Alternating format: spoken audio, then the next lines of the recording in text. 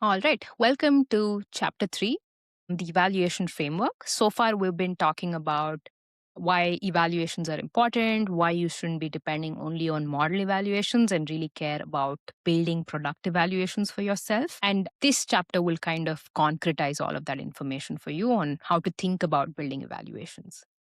All right. We discussed this a bit in chapter 1, but essentially, if you zoom out 10,000 feet and you think about what are you actually evaluating, it's basically three things, right?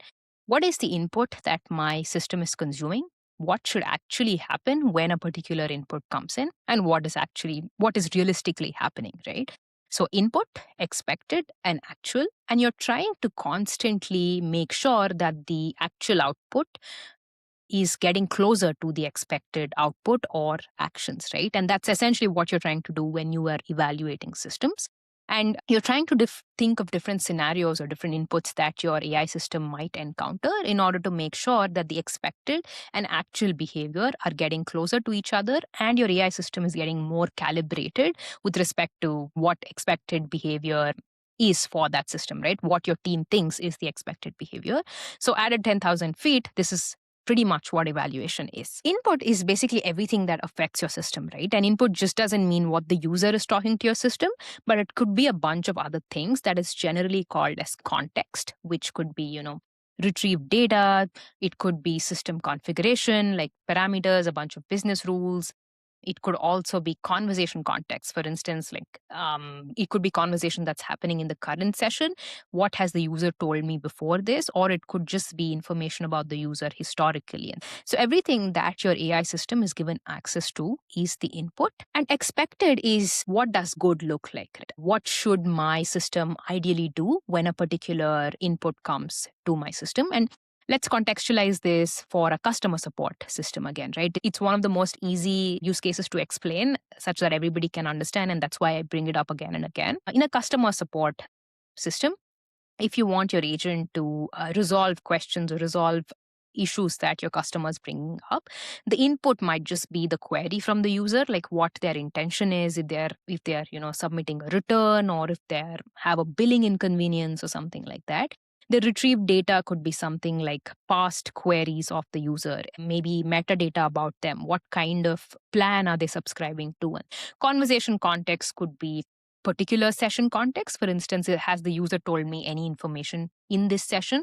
Or it could be previous, right? Has the user brought up the same issue before? Has there been a resolution? And other system configuration, right? Like maybe there is a standard operating procedures that the customer support agent should be looking at in order to answer a particular query. And so all of this is context and input to the system. And the expected is essentially what action should be taken by the system so that the customer is satisfied. Remember that as systems get much more complicated, you want to make sure that the actual behavior of the system gets closer to the expected behavior, but there's not one measure of that, right? There can be different dimensions along which you want to measure how close the actual behavior and expected behavior is. And that's where you want to start thinking about dimensions of quality, or what is generally called as metrics, right? For instance, even in a customer support use case that we were talking about, the dimensions of quality could be accuracy of information, completeness of the response, appropriate tone and style, and things like that, right? So you're thinking about different dimensions of quality instead of just saying how close both of these are, right? You want to be thinking about, in a particular dimension, how close is my expected behavior and the actual behavior. An example here is the healthcare example, apart from the customer support example that I gave you. For instance, when someone asks, is this medication safe for children? How do you determine if the accuracy is correct, right?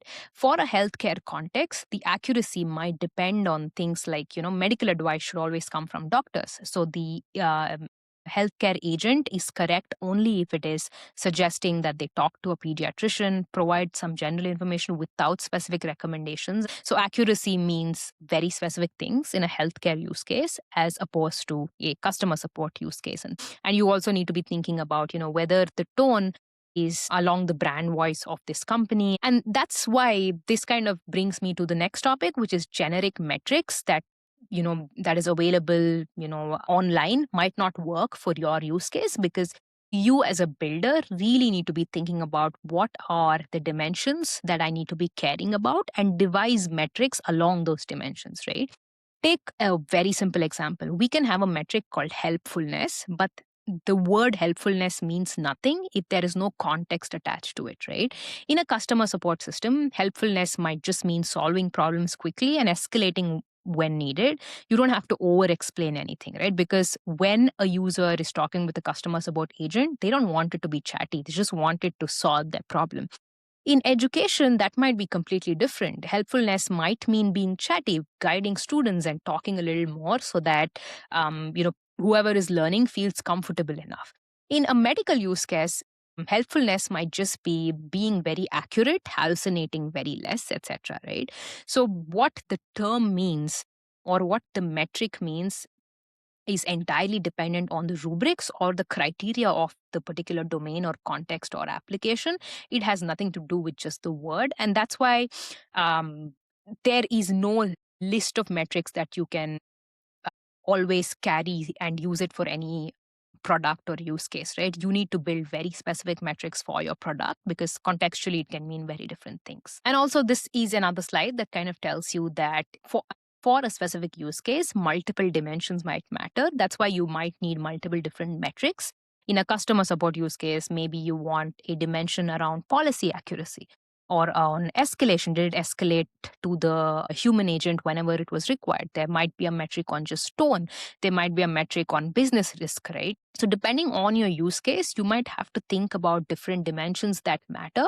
And there is no single correctness score which would solve all of your problems. Single evaluation metric. You need to think about different metrics. We'll also talk a bit about how you can systematically think about these different metrics or dimensions. But at this point, just remember that you need to evaluate your AI products along different dimensions, which are very unique to your product. And we'll talk a bit about how to think about those dimensions. And the only way, this is a nice example to kind of say metrics mean nothing without the rubric. We spoke a bit about this in chapter 1, but if you're having a particular metric like helpfulness, it always helps to come up with a bunch of rubrics to say what does that mean in your specific context, right? And your rubric generally is a list of criteria that says what counts as acceptable versus not. What are the specific things to look for? What are some examples of responses in acceptable categories or not acceptable categories? So essentially, it's a rule book or a guideline for you so that you make your metrics much more tighter and not really throw random words like helpfulness or cohesiveness. Rubrics are actually way more important than the name of your metric. The name means nothing if your rubrics are not tight enough, right? And also remember that a lot of people think evaluation as a process must be owned by PMs or it must be owned by engineers and all of this. And generally in the enterprise, it's always a collaborative process. There's not one section of the builder group that knows about it more. Everybody contributes a piece to the puzzle, right? Think about, again, customer support. You probably need collaboration between subject matter experts because they have been human customer agents who have been dealing with queries, have been doing it for multiple years. So they know the quirks of what kind of queries the users might come up with and what's the expected response so that the customer might be satisfied. And product teams are also super important on this collaboration because they can work with the SMEs to build the behavior of the system, right? They can take a look at, the kind of notes that SMEs have. Maybe SMEs can come up with a bunch of different queries that customers might come up with based on their experience and also come up with expected behavior based on how customer agents are handling these queries as of today. And product teams can then jump in to come and say that, okay, this is how we have to define our product behavior because SMEs were doing it in a particular way. So they kind of help materialize the information from SMEs, and your engineers can be part of this process to understand how this is technically feasible, how we can build reliable metrics in order to reflect what the product teams and the SMEs are saying and all of this, right? So there's not really one well-defined way to say who owns which part of this process. It is most of the times a very collaborative process. So if you're building AI products and you think one part or one group will be able to completely solve the problem of evaluation, then please think again, because all of them are super important, right? And sometimes when you have this kind of a collaborative process, it helps surface hidden assumptions, disagreements, and all of that, which makes your product much more robust. Getting people on the same page and making sure that they have the same definitions of what good looks like for a particular agent, or what quality looks like or performance looks like, is super important when you build these products. Okay, here are the key takeaways from this chapter. The 10,000 feet view of what evaluation is just the input, expected, and actual framework. And all you're trying to do is to come up with a bunch of different user inputs so that you can measure how the system is performing and calibrate it as closely as possible to expected behavior.